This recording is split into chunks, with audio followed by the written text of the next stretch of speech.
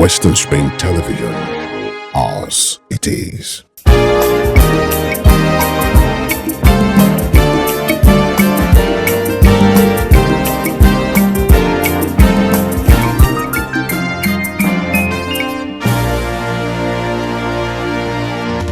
Commercial drive and industrial re-engineering form the core features of the 5-point agenda of Governor Ademola Adeleke during the electioneering campaigns, which endeared him to majority of voters. And since he was elected and sworn into office on the 28th of November 2022, he has been working around the clock to deliver on this promise. Why did Governor Adeleke choose to place premium on restoring the commercial and industrial potentials which this part of Nigeria was noted for? The answer is simple. The Adeleke administration is conscious of the gains the citizens can derive if OSUN State is industrialized and turned into a commercial hub. The Ministry of Commerce and Industry has been trending in all August of the media on account of a renewed industrial and commercial policy designed to accommodate substantial input of the private sector within and outside the state. How has the ministry fared in jump-starting this policy, which is expected to change the narratives of a civil service in OSUN State to that of a center for commerce, trade, and industrial investment? What are the short, medium, and long-term expectations of government on this industrial and commercial policy? Episode 12 of Living Spring Update. Today we'll fact-check all this. My name is Tomilola Daniel, your uncle.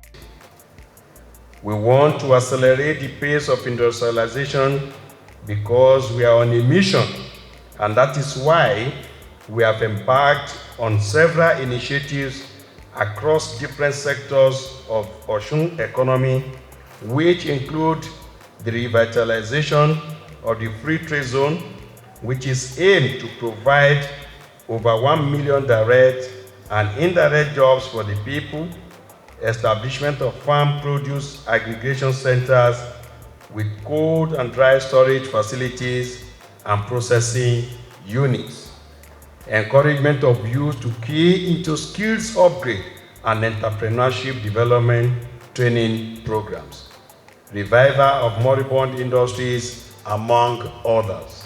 Putting into perspectives the industrial and commercial policy of Governor Ademola Adeleke's administration, it is noteworthy that the Ministry of Commerce and Industry has been tailored to draw from the colonial history of OSUN State as a commercial hub and industrial nerve center, the first cotton manufacturing industry in Nigeria. British Cotton and Ginnery Association was established in Osogbo. The capital city also housed one of the main railway terminals in pre-independent Nigeria. The geographical location of the state makes it an easy recipient of several important projects, among which is the National Electricity Control Center, which for many years was the only power distribution center for the entire country.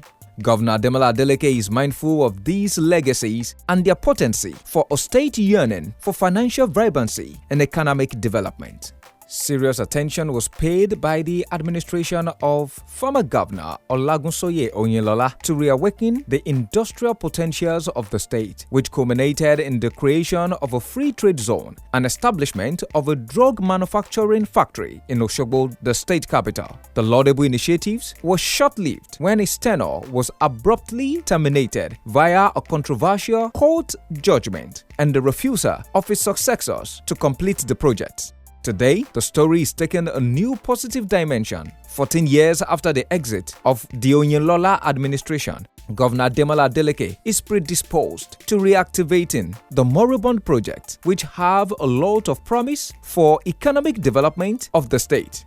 OSUN State Commissioner for Commerce and Industry, Reverend Bumi Jenyo, said reactivating the industrial and commercial sector of the ministry is an active engagement in the state's economy through public-private sector investment. The commissioner is hopeful of success, looking at the effort put in by the government because of the positive responses of stakeholders involved in driving the industrial policy. Our expectation is to avail the world the economic potential of the state, which we've displayed within that 5 days of the summit. And aftermath, people now see the need for them to invest in OSUN. And the reason that to show, and the governor have already displayed the enabling environment for the would-be investors. And the next thing is now to establish relationship, which we started from the summit.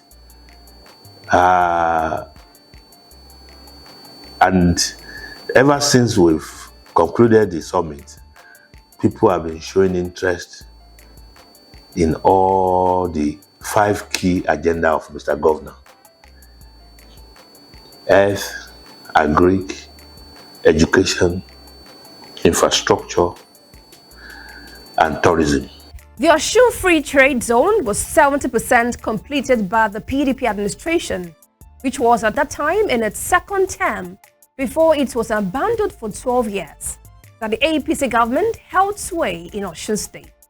Due to overall industrial project at all stoppers of construction, Governor Demola Adeleke's 5-point agenda is, however, being implemented to extract the minimum benefit which an industrial turnaround of the state can provide for government and the people.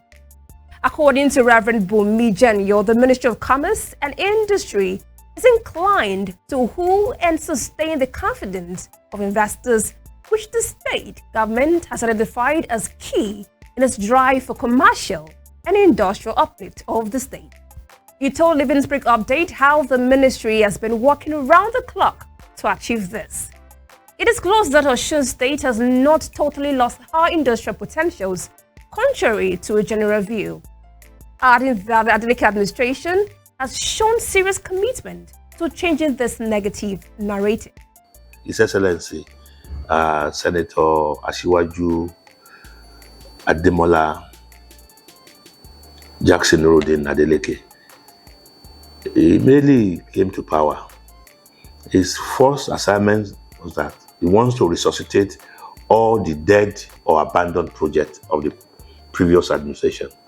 And among those abandoned projects are the free trade zone. And the free trade zone domiciled in my ministry. And I was given an assignment that we should resuscitate the free trade zone. And visiting the place, according to record, the free trade zone was about 90% completed by the administration of Oyinlola before it was before the change of government. But you won't believe it now that for that 12 years that they abandoned, the 90% completed zone is now almost 0%. Everything then is gone. So We need to attract investors. And to attract investors into the zone is the assurance being given by Mr. Governor. And also to provide infrastructures, because those that want to invest in free trade zone need infrastructure in the zone. They're coming purposely to establish their companies, and we must prove to them that we want to give them facilities, electricity, the communal water, the road network, which is what we are already set in place now. For your information, the outcome of that summit, as we speak now, we have about 10 companies that have already identified that they want to establish their industry. And we're about allocating land for them in the free trade zone. And the long term, these are the medium, the long term is that we want to create employment. We want to boost the economy of the state. We want to change the narrative of the state from being a civil servant state to an industrialized state. We don't want Osun State to depend solely on the 30 days income of the civil servant. We want to, it's not that it's not going to help the economy too, because we cannot abandon that, because they are part of the economy. But it will not be so dependent of the economy. And by the time the free trade zone is full operational, we are looking at about minimum of 5,000 employment. Minimum of 5,000 employment. Within those, we've seen people that want to establish a computer village there. The tricycle plant is to be established there, and so forth, because I don't have the record of it. But at least minimum of 10 companies ready to establish in the free trade zone. Machine tools is fully operational. Machine tools is fully operational. At the moment, even the 75% of the employment, they are all Osun region. We visited the place. I've visited the place 3 times. As a matter of fact, they will soon launch a cashew processing farm within the machine tools. But because government have not been giving support, previous government, to the organization, because they are privately owned. That's why people are they're not aware that they exist. They are not moribund. It's been run by a private. As a matter of fact, today is the only authentic security manufacturing company. They bulletproof, they manufacture bulletproof from machine tools. They produce a lot of security, which I won't be going into, which federal government is using. And they supply caterpillars. They recycle the iron rods within that machine tools. And if you look at Obelawo is full operational. And these are the indigenous industry that have been in existence in the 70s, in the 80s, and they are still in existence. Moyi oil. Yesterday we just inaugurated the private sector organization, organized private sector organization. There are about 5 organizations that form, and they are part of these industries. 370 industries membership. They are in Osun State that form the private sector's organization. We have the Chamber of Commerce, but because government has not been actively involved in what they do, which the present administration under the leadership of Asiwaju Ademola Jackson Adeleke is doing, involving, because if you don't involve yourself, and now they feel comfortable. And with the help of government, some of them that they could not access funding, we help them to access funding. We profile them, because these are things that government need to do. Because if you don't profile your companies, your private companies, the financial houses will not, they will not give them chance. And that is what we are trying to do, giving them support. I want to let the whole world know that OSUN, and let me give you an example. OSUN is so blessed with the substation, the electricity substation, the national grid. At the moment, there are some factories that enjoy 24 hours electricity. Among the machine tools, they have 24 hours electricity, though they pay to their notes. So I haven't said that. That is, since we will say something is scarce if it's not available. Once it's available, it's not scarce. So machine tools enjoy 24 hours electricity. And some other factories, some other companies, they do 20 hours. Can you believe that? In the whole country, who can proud of that? It's only OSUN State that we have 24 hours, 20 hours electricity. And these are things that we showcase during the industrial summit. And the potential, by the grace of God, by 4 o'clock today, I'll be having an online meeting with a Malaysian company that they want to come. Before they board their plane, they want to have a word with me. They're on their way to come and establish industry in OSUN. Last time. You're welcome, sir. Well done, sir.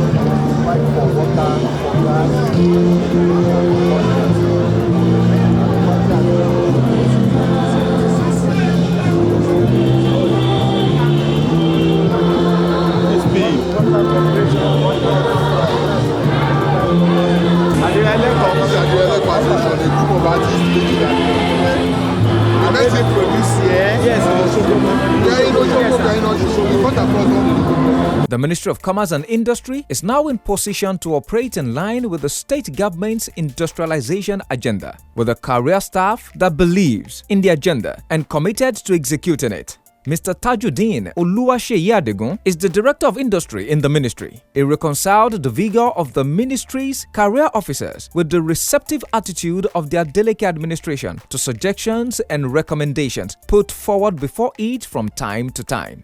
This, he believed, has assisted efforts to birth a new page in the quest for industrial turnaround of OSUN State. We thank God for blessing OSUN State with Senator Dr.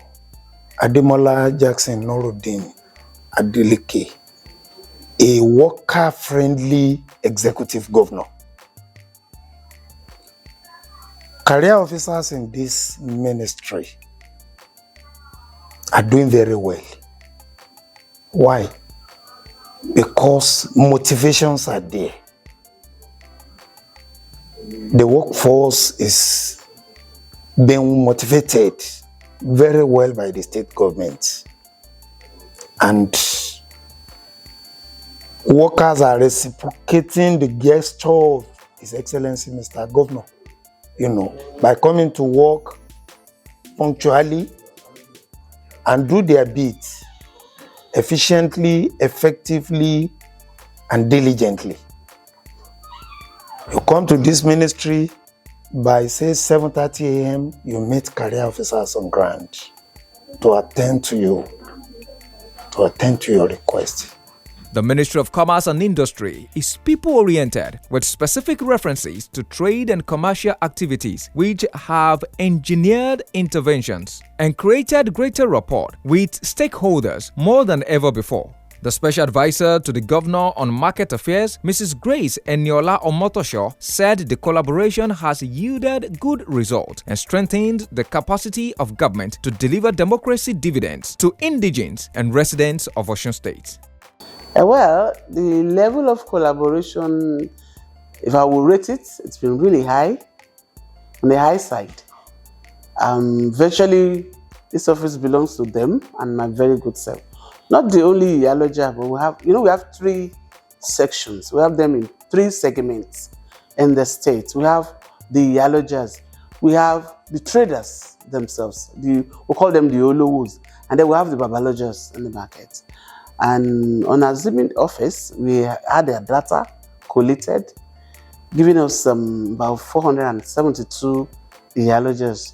The Babalojas too, we have them quite a number, about 300 and something.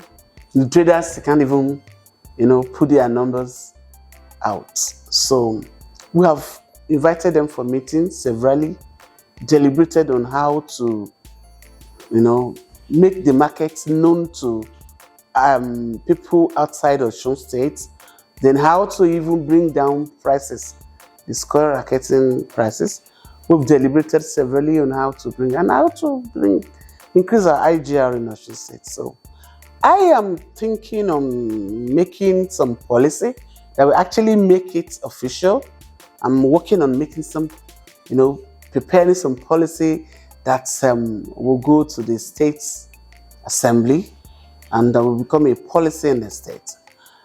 Because in the olden days, we used to have a market board that fixes prices when government brings in goods. But now that such is not available, we are trying to appeal to the market men and women to be God-fearing in dealing with people, and all these other hide and seek prices like Owule, Shire, telling them to remove it because all of this come on the end consumer. So we've been telling them not to add their own prices to the already high prices of goods in the market. Then we have proposed Oshuaimole. Going around the market, you see some of these models, they are in 6.5 cups, 7 cups, the highest you will see maybe 8. So the government has approved Oshuaimole in the making now, while they will have 10 cups in the model, and then appealing to them to at least make sure prices are okay. Not because not because if I go back to the market, what will I buy?